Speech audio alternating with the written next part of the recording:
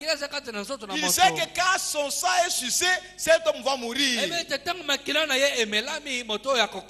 Et le prophète nous explique ce que font les médecins ou les médicaments. Il dit les médicaments qu'on nous donne, ce n'est pas pour guérir le corps. Guérir le corps qui est déjà malade signifie que ressusciter les cellules qui sont déjà détruites. Il n'y a aucun médicament au monde qui peut ressusciter les cellules déjà détruites par les démons. Maintenant, qu'est-ce qui arrive? Les médicaments que nous prenons, ils vont détruire le germe des maladies. Les éléments là qui détruisent.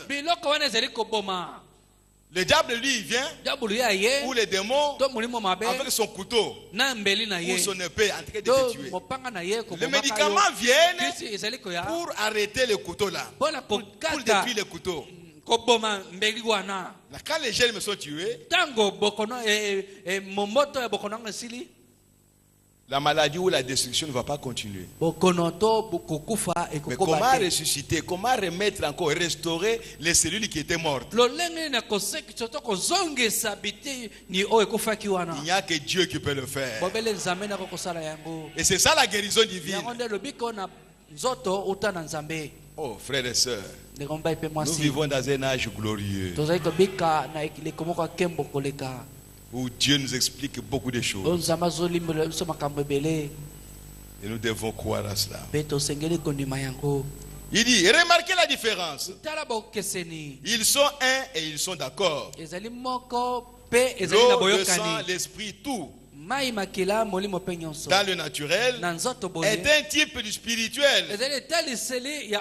Donc dans le naturel, ce qui est terrestre est un type du spirituel. Maintenant le prophète explique que le cancer, la maladie du siècle,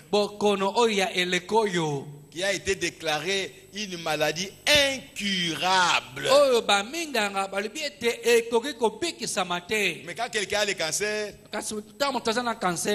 nous venez ici, on va essayer de détruire avec les rayons X. Mais vous me trompez parce que vous avez déjà dit que c'est incurable. Frère Bana me dit ceci. Un cancer, c'est un charognard. Le cancer, c'est comme une buse qui ne mange que le corps qui est déjà mort, qui est en train de pourrir. Écoutez, il mange ce qui est mort. Généralement, le cancer provient d'une meurtrissure. Quand les cellules sont blessées,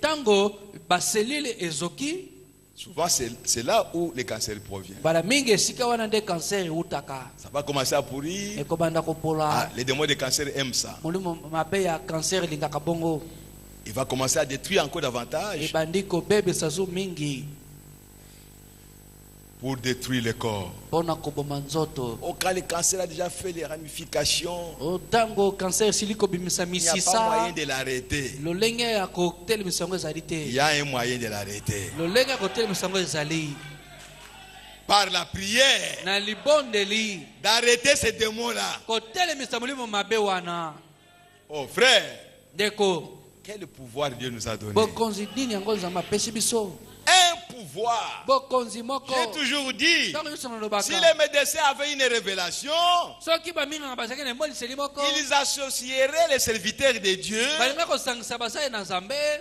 dans les services qu'ils sont en train de faire. Mon frère, venez un peu ici. Avant que je puisse donner les médicaments, priez pour cet homme ici. Le serviteur de Dieu va prier, chasser les démons, et lui il va donner ses médicaments. Mais l'homme est déjà guéri. Nous avons vu ça plusieurs fois ici. Vous allez dans un hôpital, les malades commencent à sortir. Finalement on a eu même pitié des médecins. Pour eux, ils veulent que le malade soit là pour les guérir et puis il va payer de l'argent. Et vous, vous arrivez là-bas, ce malade-là est guéri. Celui-là, il est guéri. Celui-là, il est guéri. Demain, il saute. Vous pensez que c'est pour leur plaisir? Il ne faut pas gagner l'argent. Oui, frères et sœurs. Mais si réellement ils aimaient guérir les gens, ils pouvaient appeler les serviteurs de Dieu pour qu'ils fassent le travail. Et il y a des maladies où il n'y a pas de médicaments qu'on peut donner. On ne peut même pas voir ça parce qu'il n'y a pas de germes de maladies. Ce sont les démons. Comme on appelle ça les maladies spirituelles. Mais c'est lui qui est un enfant de Dieu. Il peut chasser ces démons-là. Et l'homme va se retrouver guéri complètement. Oh mes frères, vous avez un pouvoir.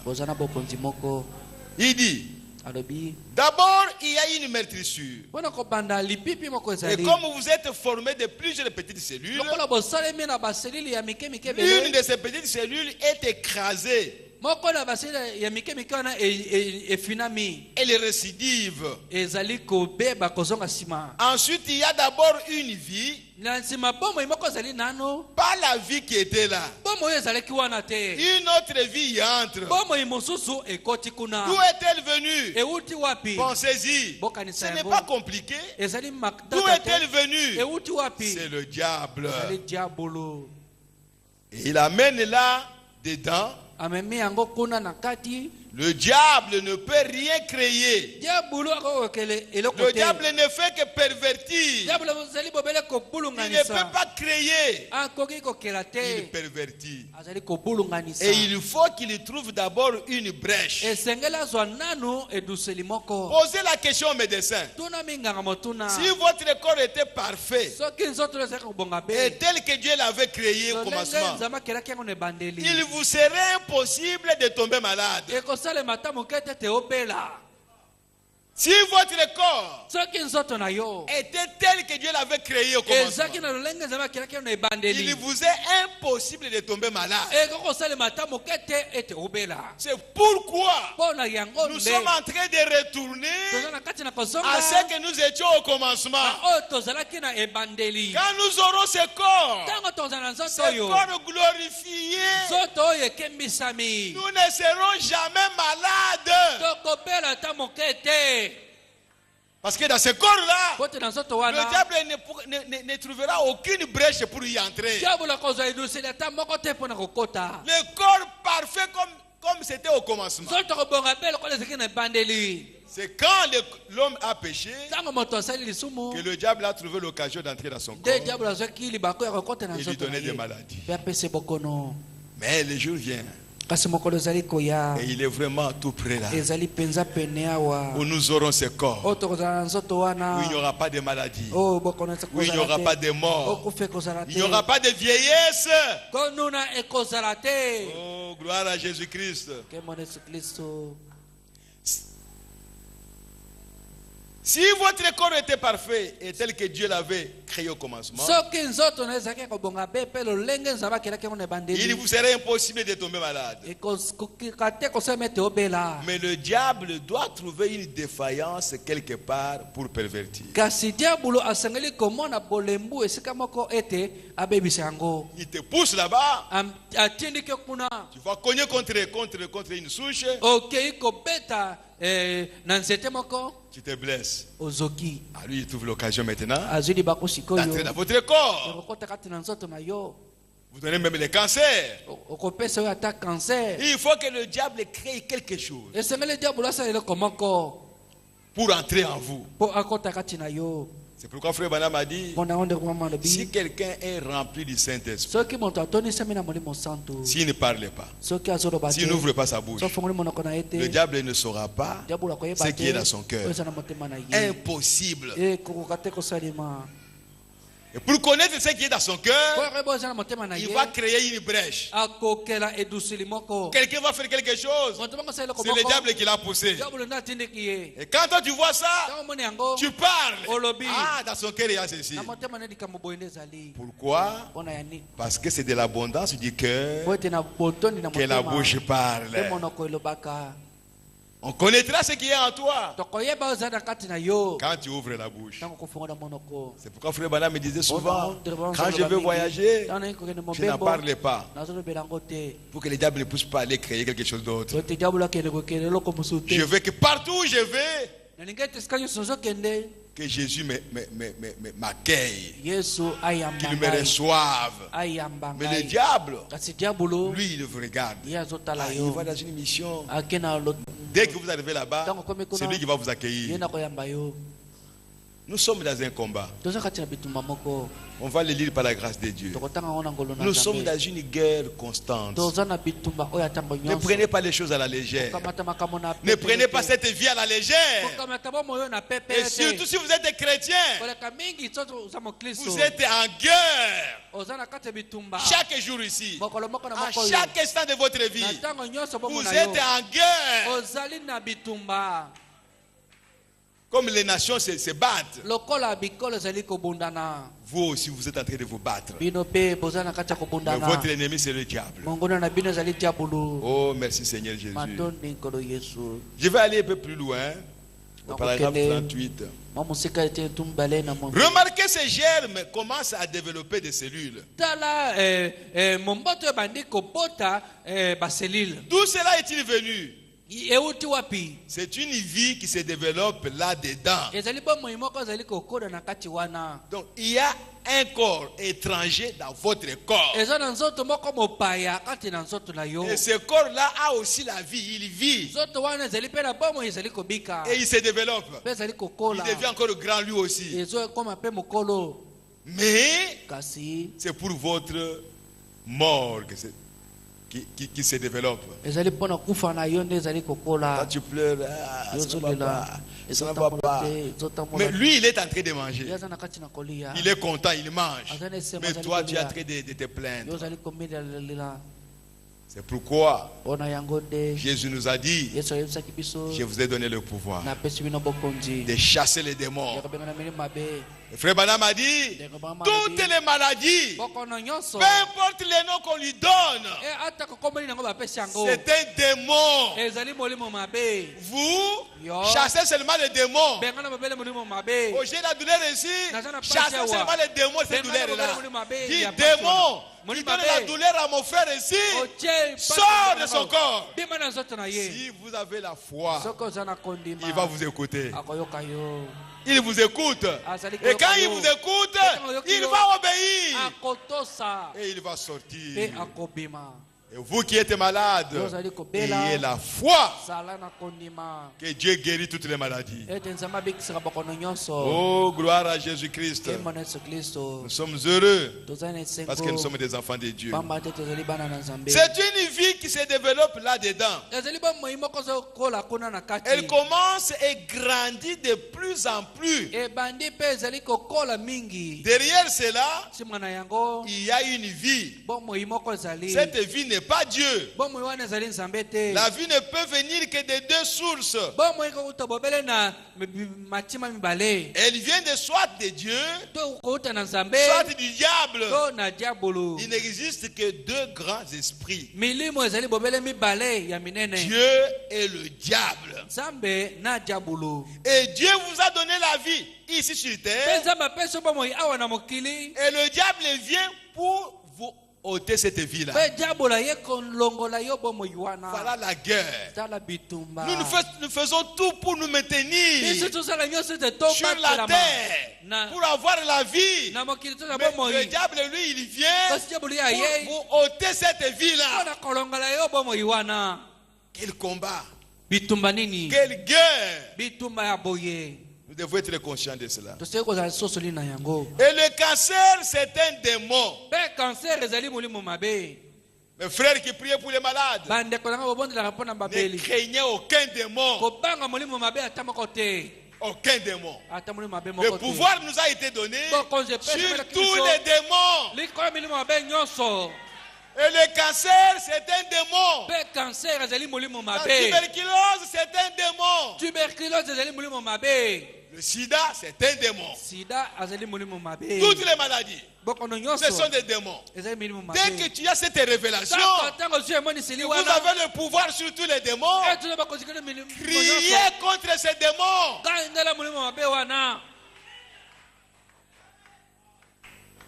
Si Dieu ne veut pas le guérir, c'est son problème à lui, il sait pourquoi. Mais toi et moi, prononçons les paroles. Démon, sort de cet homme. Si la personne n'a pas la foi et qui n'est pas guérie, ce n'est pas notre problème. Mais nous sentons cette autorité. Réjouissons-nous de l'autorité que Dieu nous a donnée, du pouvoir que Dieu nous a donné pour nous crier contre les démons. Oh, gloire à Jésus-Christ, notre Dieu. Même les démons de colère, quand ça vient, crie contre ça. Dieu ne m'a pas créé pour me fâcher. C'est le diable qui amène la colère. Satan sort. Mais malheureusement pour les chrétiens, ils se plaisent pour être en colère. Il est en colère, mais il est content de la colère. Mais tu es conduit par un démon. Dieu ne nous a pas promis les démons pour nous conduire. Il nous a promis le Saint-Esprit. Mais pourquoi toi tu acceptes que les démons te dirigent? Fâché. Tu commences même à trembler. Mais ça c'est vraiment les démons. Frère, ce n'est pas ton frère. C'est les démons. Ce n'est pas ta soeur. C'est les démons. Alors, chasse les démons. Récupère ta soeur. Récupère ton frère. Mais que les démons s'en aillent au diable. Mais quand toi tu veux détruire ton frère ou détruire ta soeur, tu sais ce que tu es en train de faire. Ne le faites pas. Ne le faites pas. Oh, que Dieu nous aide pour que nous puissions garder cette vie ici. Il dit, et le cancer est un démon. La vie qui est là-dedans, c'est le diable. Et c'est ce que Jésus a dit. En mon nom, ils chasseront les démons. Qu'est-ce que cela signifie? Ôter la vie. Eh bien, voici où réside la faiblesse des soi-disant chrétiens. Ils se disent chrétiens, mais voici leur faiblesse. Quand ils manquent de recevoir leur guérison aujourd'hui, ils regardent à la tumeur au lieu de regarder à ce que Dieu a dit. Voilà notre faiblesse. Nous regardons à la douleur que nous ressentons au lieu de regarder à ce que Dieu a dit. C'est pour cela que nous ne recevons pas de guérison divine. Vous regardez la jambe gonflée. Vous regardez la jambe. Les yeux vous montrent la jambe gonflée. Mais vous ne regardez pas à ce que Dieu a dit. C'est pourquoi Dieu vous invite dans toutes circonstances. Regardez à ce que Dieu a dit. Et cela chassera le diable. Quand vous regardez à ce que les yeux vous montrent, vous n'aurez pas votre guérison. Chaque fois, frère, si vous voulez avoir la victoire dans votre vie, regardez toujours à ce que Dieu a dit.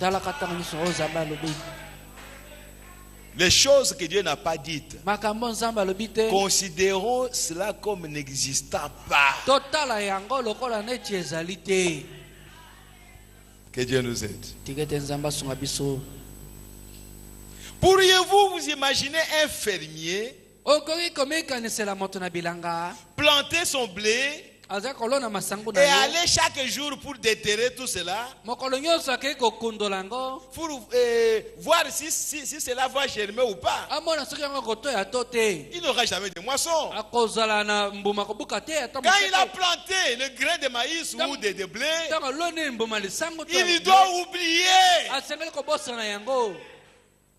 Je l'ai laissé dans la terre. Moi j'oublie. Dieu va prendre soin de ça. Et quand vous allez le matin, vous enlevez la terre pour regarder si ça va germer ou pas. Cela ne germera jamais. Parce qu'il y a des principes de vie qui régissent cette semence-là quand il est sous la terre. On a prié pour vous. Restez tranquille. Dieu a dit, par mes maîtrissures, vous êtes guéris de toutes vos maladies. Vous oubliez. La douleur est là. Tu es déjà parti. Et après ce moment, tu verras réellement que c'est déjà parti. Mais c'est parti. Où est-ce que c'est parti? Tu ne sauras pas. Croyez seulement ce que Dieu a dit. Le reste, c'est Dieu lui-même qui va s'en occuper. Oui, frères et sœurs. Il confie à la terre sur base du fait que Dieu l'a promis. Et cela règle la question. Pourquoi vous regardez à la maladie? Frère, tu es une personne double. Tu as l'âme, tu as le corps. Que le diable peut utiliser. Et votre pensée comme esprit est le champ de bataille. Ils viennent se rencontrer là-bas sur ce terrain-là. Si vous n'avez pas la foi dans votre cœur, le diable va gagner le combat. Et vous allez pécher et vous serez malade. Oh mes frères, que Dieu nous aide. Dans la prédication, c'est autre chose. Dans la prédication, pouvons-nous voir Jésus? Prêché le 19 juin 58. Je suis au paragraphe 8. Ainsi en est-il de la guérison divine. Elle est basée non pas sur une certaine émotion. Vous voulez prier pour quelqu'un, vous commencez à trembler. Non, ce n'est pas ça. Ce n'est pas basé sur ça. Non pas sur le fait de tomber. Non, ce n'est pas ça. Ou quelque chose du genre. Ni sur quoi que ce soit. Mais sur le fait d'accepter ce que Dieu vous a promis. C'est tout. Vous voulez prier pour moi? Vous commencez d'abord à danser. Ça, c'est du paganisme. Comme ça, on va voir que les gestes que tu fais là-bas, c'est ça qui va me guérir. Non. Je suis guéri parce que j'accepte l'œuvre qui a été accomplie à Golgotha. Pas sur les gestes que vous faites. Mettez seulement la main. Au nom du Seigneur Jésus-Christ. Démon de cancer sort de cet homme. Si vous avez la foi, qu'il a la foi, Dieu voit votre foi, il va guérir la personne. C'est tout, frères et sœurs. C'est tout. Celui qui est malade, il peut même toucher le corps du serviteur de Dieu. Et il est guéri. On peut même appliquer sur lui un linge sur lequel on a prié. Et il sera guéri. Ce que Dieu a fait dans la vie, dans le ministère de Frère Branham. Il est en train de le faire aujourd'hui. On ne va pas faire des trompettes. Non. Le Saint-Esprit est en train de faire la même chose. Pour ce qui est de la guérison divine, il est en train de guérir le cancer comme il le guérissait du temps de Frère Branham. Peut-être lui, il pouvait guérir à son temps 50 cancéreux à la fois. Nous allons guérir seulement un seul cancéreux. Mais néanmoins, c'est une guérison divine. N'ayez pas peur. Ne craignez rien. Ce n'est pas l'homme qui fait quelque chose. C'est le Saint-Esprit qui travaille. Pourquoi? Parce qu'il a promis ça.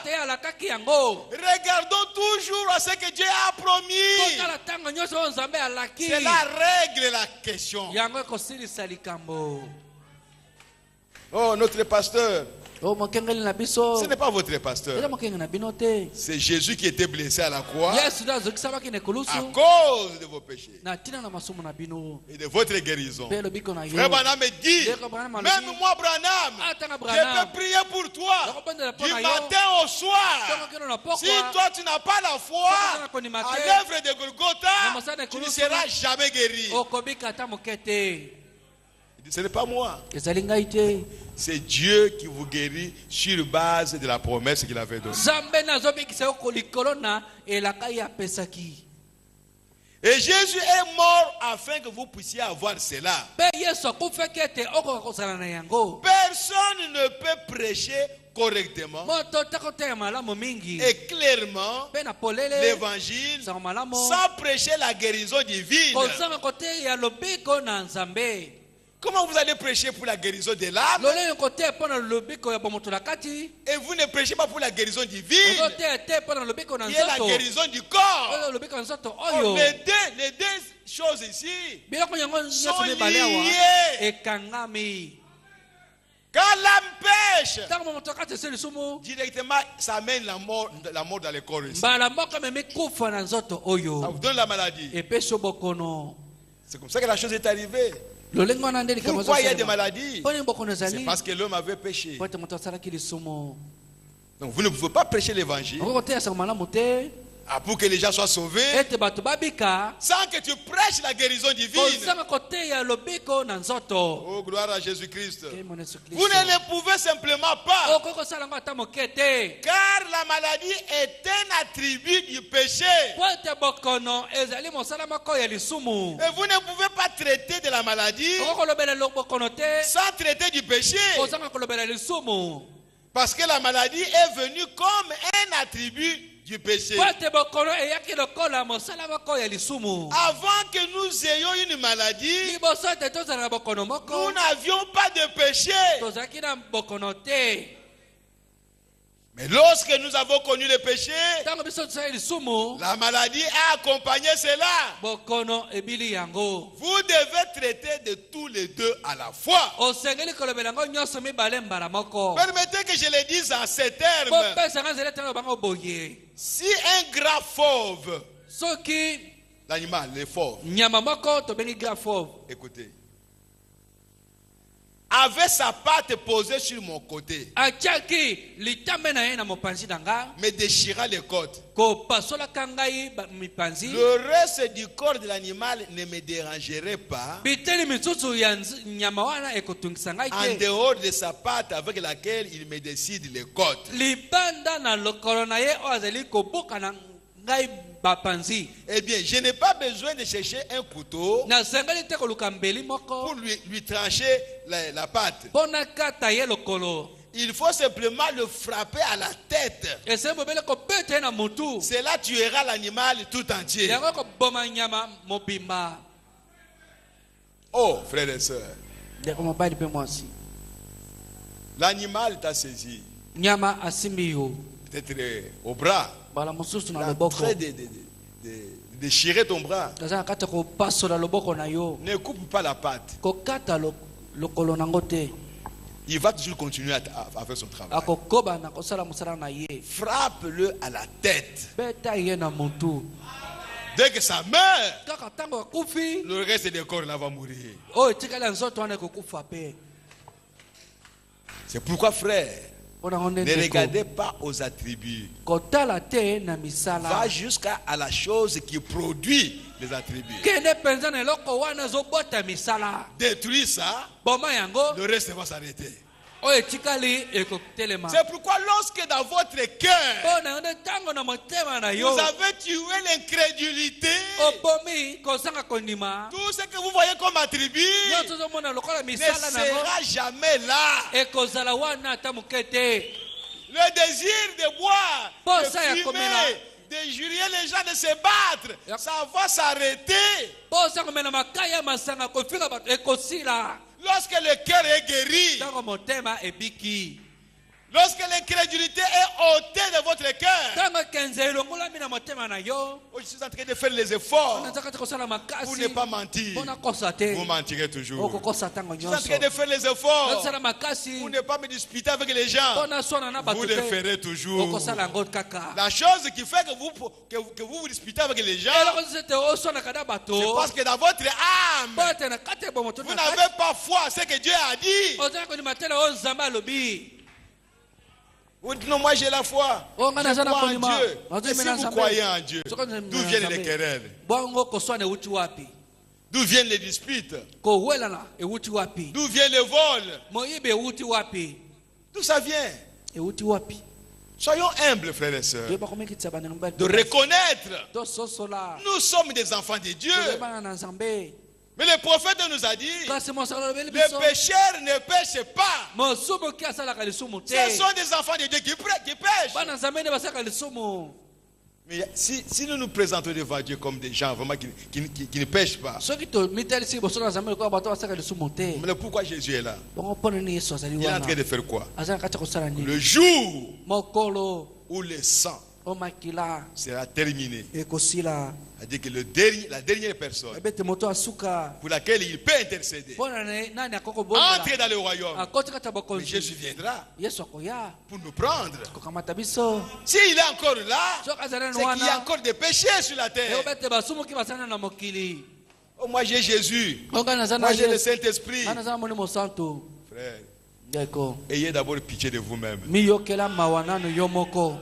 Ayez pitié de vous-même. Nous voulons que Dieu puisse avoir confiance en nous. Et que nous ayons confiance en lui. Que nous devenions un avec lui. C'est ça que nous cherchons. Il continue en disant, mais lorsque nous avons connu le péché, la maladie a accompagné cela. Vous devez traiter tous les deux à la fois. Oh, frères et sœurs, allez un peu plus loin. Il faut seulement frapper à la tête. On parlait déjà des fauves. Cela tuera l'animal tout entier. Eh bien, c'est ce qu'il en est du péché.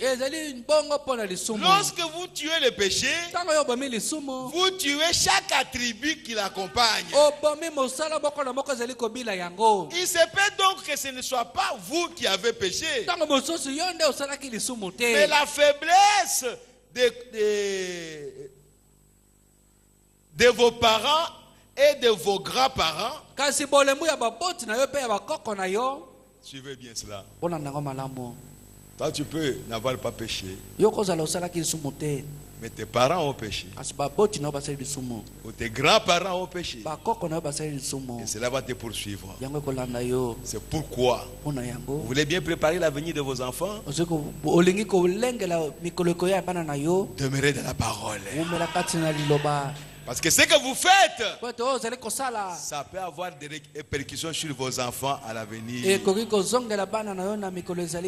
ou sur vos petits-enfants. Ah, c'est dur, frères et sœurs. Si Dieu peut nous aider à saisir cela, nous allons craindre Dieu. Nous verrons la responsabilité que nous avons, non seulement pour nous-mêmes, mais pour nos enfants, pour nos petits-enfants, pour nos arrière petits-enfants.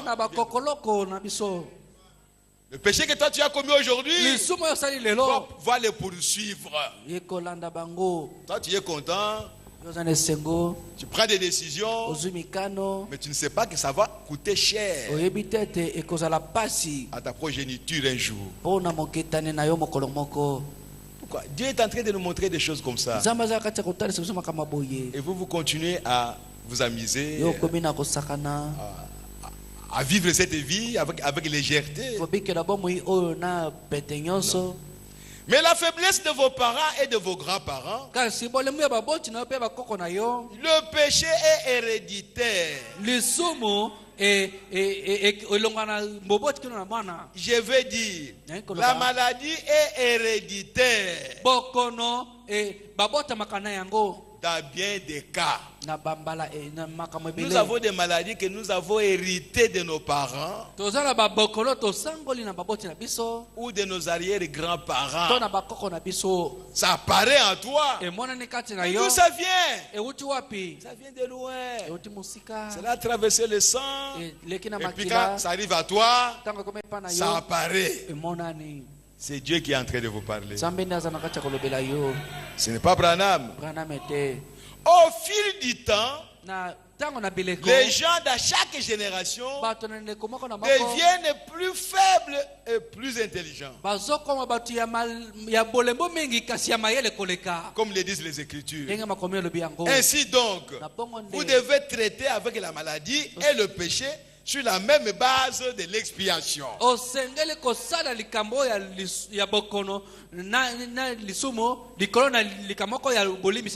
vous acceptez le salut que Jésus vous a sauvé depuis la croix, acceptez aussi votre guérison que Jésus vous a guéri depuis la croix. Les deux marchent ensemble.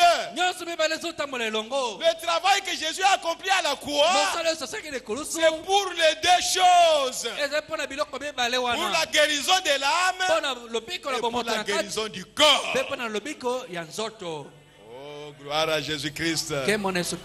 Merci Seigneur Jésus. Mes frères, Dieu nous aime. Frère Branham me dit, Dieu a ses agents. Le diable aussi a les siens. Dieu a ses agents. Le diable aussi a le sien. Oh frère, ne voulez-vous pas être un agent de Dieu? Pour que Dieu vous utilise pour détruire les diables. Je l'avais dit l'autre jour. C'est Frère Branham qui l'a dit. Que le travail que le diable est en train de faire, pas dans le monde, dans l'église, c'est de détruire les desseins de Dieu. Dieu a décidé de faire quelque chose. Mais le diable vient pour contrecarrer ça. Dans l'église, ce n'est pas en dehors de l'église. Le diable ne travaille pas en dehors de l'église, ce n'est pas son problème. Il a déjà lié ces gens-là. Il les a laissés lier. Il sait que le jour viendra, on va seulement les ramasser et les mettre dans les temps de feu. Il est là où il y a des gens qui proclament la victoire. Il est là où il y a des gens qui disent: nous, avec le diable, on va voir. Il est là où les gens disent: nous sommes sauvés. Ils proclament la victoire. C'est là où se trouve le diable. Il est là où les gens disent que nous sommes dans la vérité. C'est là où se trouve le diable. Pour entrer où? Par ses agents. Il a ses agents. Ceux qui proclament la victoire, ce sont les agents de Dieu. Alors lui aussi doit envoyer ses agents pour détruire cette victoire. C'est horrible, frère. Mais que Dieu nous aide. Dans la prédication de la parole immuable de Dieu, prêché le 24 juillet 60, au paragraphe 96, je vais lire seulement une partie. Or, Dieu a utilisé les hommes comme ses agents. Est-ce juste? Dieu a toujours utilisé un homme comme son agent. Jésus était l'agent de Dieu. Élie était l'agent de Dieu. Jean était l'agent de Dieu. Maintenant, si dans cet âge, Dieu a un témoin, oh Seigneur, que je sois ton agent. Branham était un agent de Dieu. Dieu l'a envoyé dans le monde avec la parole de vie pour éclairer le monde. Pourquoi les gens n'étaient pas d'accord avec Frère Branham? Quand il priait pour les malades, oh gloire à Jésus-Christ, Frère Branham, Frère Branham, Frère Branham. Mais quand il s'est tenu pour proclamer la parole, vous pouvez prier pour les malades. Le diable se moquera de vous. Parce que lui aussi il peut imiter ça. Mais quand vous parlez de la parole de Dieu, qui donne la vie aux gens, là, vous êtes avec le diable côte à côte. Pour combattre. Il va créer les brèches pour vous avoir. Il va créer des circonstances pour vous avoir. Il va vous envoyer ses agents à lui, mais qui sont vos frères, pour vous détruire. C'est un combat. C'est une guerre. Il ne va pas envoyer les païens. Il cherchera vos frères. Oh frères et sœurs, c'est dur comme combat. Mais nous devons être là-bas pour combattre. Oui frères et sœurs. Je vais aller un peu plus loin. Maintenant, si je peux me détendre, croyez en moi. Comme Pierre et Jean ont dit, regardez-nous. Saisissez-vous ce que je veux dire. Faites simplement attention à ce que je dis. Je ne vous connais pas. Frère était devant un homme, ou devant quelqu'un, je ne sais pas. Quand il fait le discernement, il dit mais je ne vous connais pas. Toi aussi tu ne me connais pas. C'est pour la première fois qu'on se voit. Mais faites seulement attention à ce que je dis. Et croyez à ça. Ne regardez pas à autre chose. Il dit faites simplement attention à ce que je dis. Je ne vous connais pas. Je ne vous ai jamais vu. Étant de parfaits inconnus l'un à l'autre. Si Dieu me révèle votre maladie, vous aurez si c'est vrai ou pas. Cela vous aidera-t-il alors? Cela vous aidera-t-il? Cela ne vous guérira pas, mais cela vous aidera à avoir la foi pour être guéri.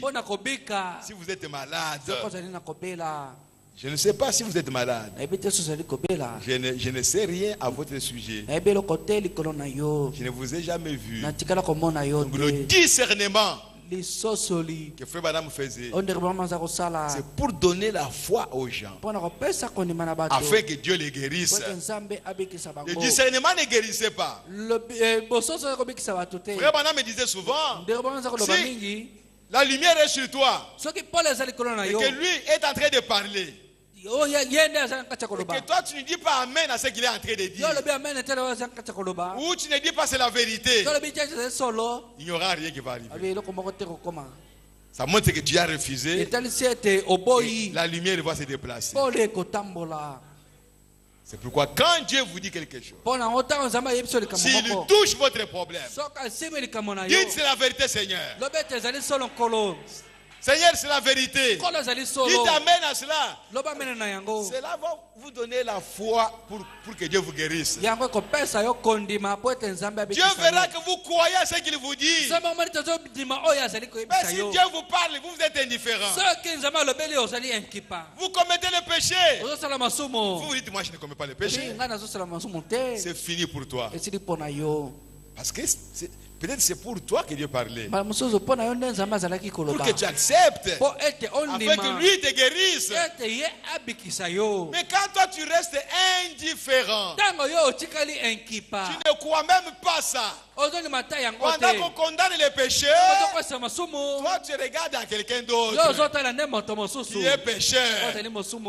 Toi tu es bon par rapport à lui. Alors que c'est toi qui es pécheur. Dieu ne te guérira pas. Oh mes frères, dans la prédication, c'est revêtir de toutes les armes de Dieu. Prêcher le 7 juin 62. Je suis au paragraphe 21, première partie. Et vous savez, dans cet état de guerre entre nations, il y a des guerres partout dans le monde. Des bombes, des chars, des missiles. Dirigés contre qui? Pas contre les animaux, mais contre les hommes. L'homme n'est même pas fort. Mais regardez les chars qui viennent pour lui. Voyez frères et sœurs, ce sont des guerres. Ces guerres naturelles sont le type de guerre spirituelle. Et vous savez, dans cet état de guerre entre nations, il y a une grande guerre en cours. Au-delà de cela, et c'est la guerre entre Dieu et Satan. Une grande guerre. Même si vous dites que vous êtes en paix, mais cette guerre-là est là. Même dans votre propre maison, cette guerre-là est là. Partout où vous êtes, même au service, cette guerre-là est là. Tu es un enfant de Dieu. Sache que le diable a ses agents. Comme Dieu a ses agents. Parce que toi tu proclames la vérité. Tu dis que moi je suis un enfant de Dieu. Moi je suis chrétien. Tu es un agent de Dieu. Mais le diable a aussi ses agents. Il va les envoyer pour te combattre. Quelle guerre, frères et sœurs. Moi je n'ai rien fait. Non, tu as fait quelque chose. Parce que tu t'es proclamé enfant de Dieu. Comment tu dis que tu n'as rien fait? Tu as déclaré la guerre contre Satan. Parce que lui, il ne veut pas entendre parler des enfants de Dieu. Il les a dérangés, il les a combattus depuis le jardin d'Éden. Et il a réussi. Adam et Ève n'adoraient pas Dieu. Le diable les a combattus. Et il a réussi. Mais après, Caïn se met là-bas. Et Abel, on voulait aller adorer Dieu. Le diable regarde et dit, mais c'est pas possible. Moi j'ai détruit l'adoration. Comment ces gens veulent encore adorer? Mais il savait que son enfant était là. Je veux voir si lui aussi va adorer. De la manière correcte. Voyez frère, Dieu avait son agent qu'il adorait selon la manière de Dieu. Et le diable avait le sien qu'il adorait selon la manière du diable. Mais regardez maintenant. Chacun a donné son sacrifice. À part. Chacun est allé faire l'autel. Qu'est-ce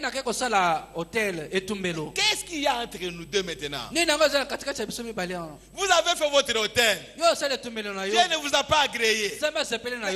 C'est un problème entre vous et Dieu. Allez demander à Dieu qui n'a pas agréé votre sacrifice. Qu'est-ce que j'ai fait? Qu'est-ce que je devais faire?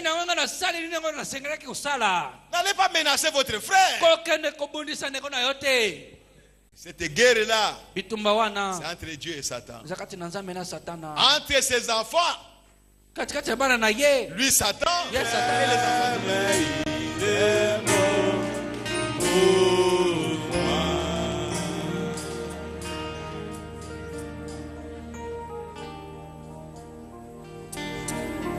Dieu notre Père Céleste, tu nous as tellement aimés, Seigneur, que tu nous as envoyé ton Fils unique.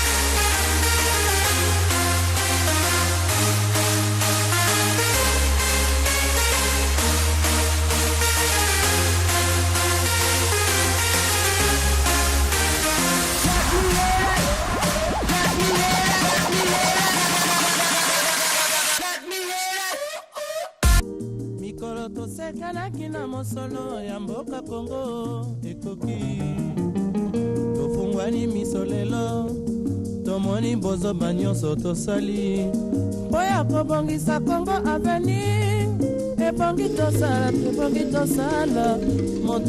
se situe à 3 heures de vol de Kinshasa. Le parc national de Salonga s'étend sur 36 km². Une immense forêt tropicale de la taille du Pays-Bas, considérée comme le 2e poumon de la planète. Dans ce milieu réputé hostile, ces scientifiques se déplacent à pied ou en pirogue pour faire l'inventaire de la biodiversité.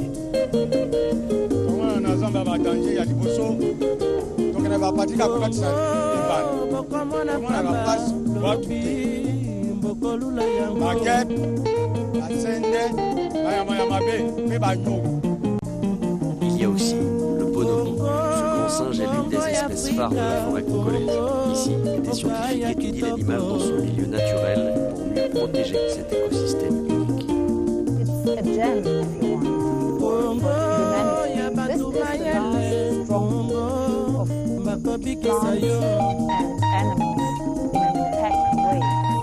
À lui seul, le bassin du Congo représente 10% de la biodiversité mondiale, confronté au réchauffement climatique et à l'extinction des espèces et de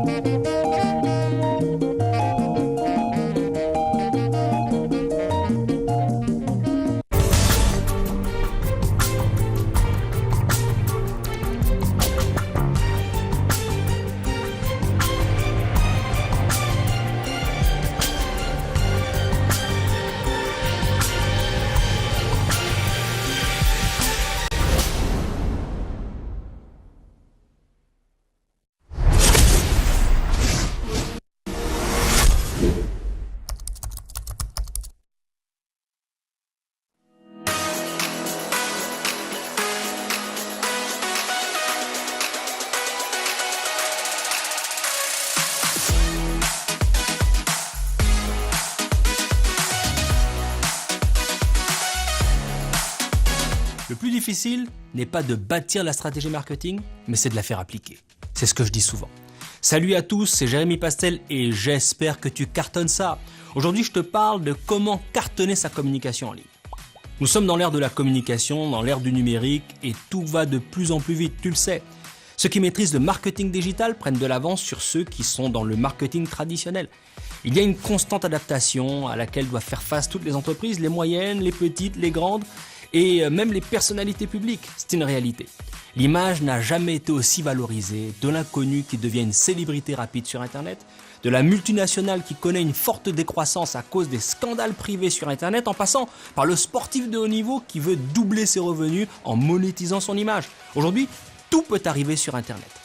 Toutefois, l'erreur est de croire que les succès digitaux arrivent par hasard ou que certaines catastrophes souvent amplifiées par les médias sociaux ne peuvent pas être contrebalancées. Je vois dans tous mes dossiers de la petite entreprise en passant par le footballeur ou le joueur de NBA pour finir par la grande organisation. Alors voici la stratégie en 7 étapes que j'applique pour tous mes dossiers et ça marche. Étape 1, l'analyse et toujours l'analyse. Il s'agit de bien comprendre ce que tu veux présenter, un produit, un service, une personnalité, peu importe. C'est là notamment où tu détermines si tu dois aller avec une stratégie d'être bon ou d'être con. On en a déjà parlé. Les erreurs sont généralement faites à cette étape. Parce qu'on comprend mal son produit ou service, ça peut arriver. J'ai même géré des dossiers où des personnalités publiques, par exemple, voulaient être présentées d'une manière erronée avec une communication qui ne leur correspondait pas. Sur le côté. Tu veux être sûr que tu as bien compris le produit ou service que tu proposes. Si tu cherches à bâtir ton image personnelle, analyse bien ça. Tu dois être toi-même, ça sert à rien d'imiter les autres encore une fois. Étape 2, la cible. Tu dois bien la définir. Savoir qui est susceptible de vouloir voir ta vidéo en ligne, d'acheter ton produit ou service, de lire ton livre, etc. Peu importe. N'oublie jamais que cette cible doit être précise et suffisamment restreinte. Plus elle est large, plus c'est difficile d'atteindre les clients potentiels et plus tu dépenseras de l'argent pour rien sur Internet. Il faut être chirurgical par conséquent. Dès que cette étape est faite, c'est facile de définir les audiences sur les médias sociaux et commencer ton cartonnage. Étape 3, le choix de la plateforme. Tu dois choisir quelle est la meilleure plateforme pour booster tes messages marketing. Les médias sociaux, AdWords, les deux, aller hors ligne. Il faut analyser. Tu vas de toutes les façons communiquer sur les plateformes principales, mais il faut analyser si jamais